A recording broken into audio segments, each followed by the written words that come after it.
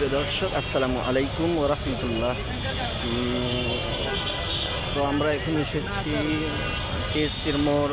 এখানে দেখছেন ঢাকা বিশ্ববিদ্যালয়ের শিক্ষার্থীরা আওয়ামী লীগকে নিষিদ্ধ করার জন্য তারা বিভিন্ন প্রতিকৃতির মাধ্যমে তাদের যে দাবি সেই দাবি তুলে ধরছেন। প্রিয় দর্শক, দেখতে পাচ্ছেন এখানে তারা তাদের যে মৌলিক দাবি, তাদের একটাই দাবি যে তারা আওয়ামী লীগকে নিষিদ্ধ করতে আর কি কি প্রয়োজন তার প্রশ্ন করেছেন সরকারের কাছে। তাহলে কেন যে আওয়ামী লীগ এখনও পর্যন্ত নিষিদ্ধ হচ্ছে না, এবং জাসাদ হত্যা, বাকশাল, 28 অক্টোবর, 7 খুন, আয়নাঘর, ইলিয়াস আলী শাপলা চত্বর, বিশ্বজিৎ হত্যা, পিলখানা হত্যা, জুলাই গণহত্যা, জঙ্গিবাদ, এইগুলো কি আওয়ামী লীগকে নিষিদ্ধ করার জন্য যথেষ্ট নয়?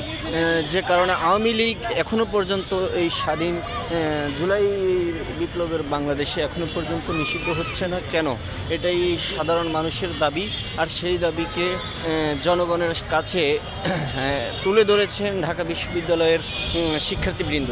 প্রিয় দর্শক, দেখতে পাচ্ছেন এদিকে আপনার তারা এখানে জানিয়েছে যে নির্বাহী আদেশ নয়,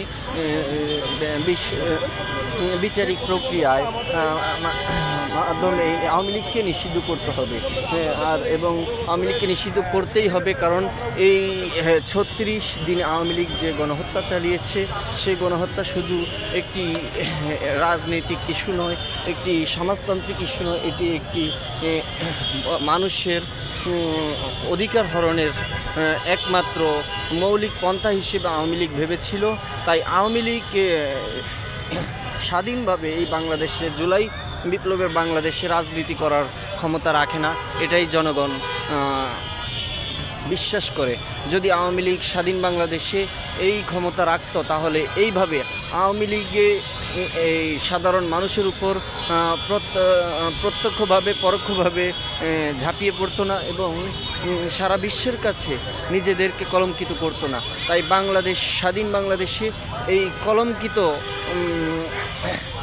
রাজনৈতিক দল যদি ভবিষ্যতে টিকে থাকে, তাহলেও বাংলাদেশের এই যে জুলাই বিপ্লব, 1971-এর সেই মহান মুক্তিযুদ্ধ, 1952 সালের ভাষা আন্দোলন, এই সকল আন্দোলন প্রশ্নবিদ্ধ হয়ে যাবে। প্রিয় দর্শক, দেখতে পাচ্ছেন ঢাকা বিশ্ববিদ্যালয়ের শিক্ষার্থীরা বিভিন্ন প্রদর্শনীর মাধ্যমে তাদের দাবি তুলে ধরেছেন। প্রিয় দর্শক, শাহবাগ থেকে, টিএসসি মোড় থেকে আলী আসগর।